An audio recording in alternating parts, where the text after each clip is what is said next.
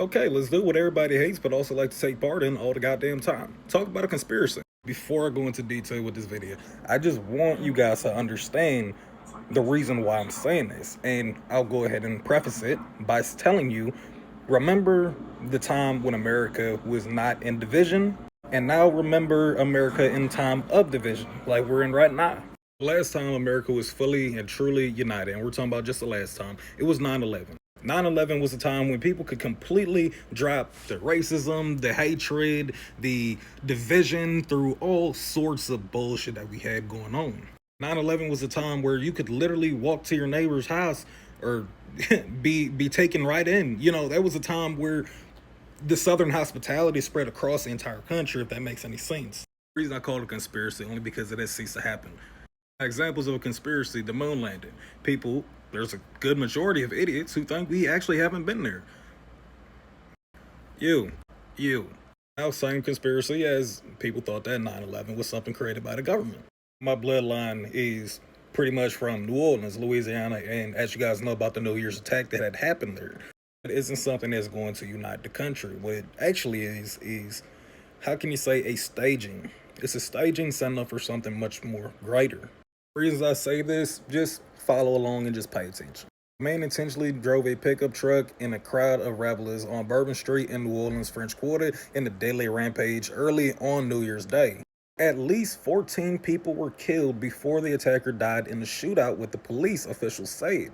This man had the intent of dying that same day. Martyrdom? A black ISIS flag was flying from the truck's rear bumper. As you can see, the FBI called it an act of terrorism. Honestly, I'm not even going to give this man the respect of even saying his name. You could just go ahead and look at it. I'm not giving him the respect of even speaking his name.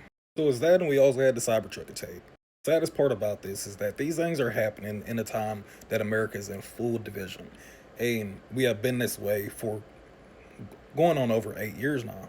Due to certain presidencies' rule over the executive branch, there has been a lot of division. Now, pair that along with the sheer amount of individuals who illegally have crossed into our country and have been causing havoc. You know, a lot of people pretend like that's not real. They think that's not real. Which is, you couldn't be any more further from the truth. Our country essentially has become a playground for absolutely anything to happen at this point. You have to remember, we have people here who we can't even prosecute them properly because they're not even a citizen. We can't even afford them any of the rights that anyone who would be locked up as a citizen would have. We can't do any of these things. We can't even give them a proper due process, nor will we even be able to give them a speedy trial, the right to a speedy trial. None of these things. The same people are the same people who are growing infectious towards our population. We have many people who now want to be martyrs, all these things. And the saddest part is, all it is doing nothing but causing even more division. It is allowing our country to falter deeply. If we do not get it together soon here, if we do not start caring about one another and actually caring about the American people, not anybody else. When you guys sit here and care about everybody else, what does that show? Weakness to every other person, every other country. And this is the exact reason why people think that we're all idiots. We show them why we are. We are due for a terrible attack, and that attack is going to be targeted to unite this country. And who knows if this attack is going to lead to a draft. Our military right now is at an all-time recruiting low. It's been like that for years now. You think that something isn't in the works in order to unite us again, or make you capitulate to a draft? Because look what happened. The blame's going to be pushed or shifted to somebody. But the saddest part is that the issues and everything that's transpiring, everything that's going to happen, is going to be done from within. It's not any more outside factors we have to worry about, because guess what? They have all adversaries have infiltrated their way into this country. There's too many people who sit here and they just don't even want to bat an eye to it. They think it's not real. They think that all of that means nothing. Even people out here who thinks that there are no undocumented or there's not a overwhelmingly amount of undocumented immigrants in our country who also have influenced our economy because nobody else can get a job. It's sad because we have built this culture of ignorance. We built this unforgiving culture as well, where you could say something and it could be the end of your whole career right then and there. We as a people need to prepare and know that something bad is going to happen, and this thing that's going to happen will be monumental. I'll be honest with you, there's a whole lot of blame that is to be had, not only on the Middle East, but also China. And that's where it's going to be shifted at.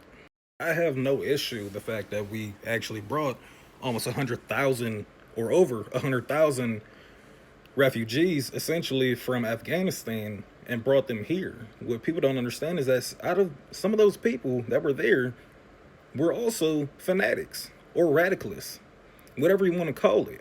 These are the same people who push this form of conversion on everybody. The reason why you see your best friend, your dad, anybody, becoming Muslim, all these other things. I have no problem with the culture and I think it's a beautiful thing, but it's still in its infancy, which is the reason why we have all of this conversion going on.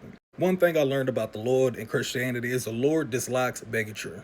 The Lord doesn't even like you to change somebody else's belief. That person needs to succeed and change their own belief on their own. It's what you believe in, not what somebody else does, but it makes sense, right? At least to them. We have so many people who want to become martyrs. How are we as a country going to be able to move forward? How are we as a country are going to be able to still project power? How are we as a country going to be able to hold on our roots, the foundations that have built this country?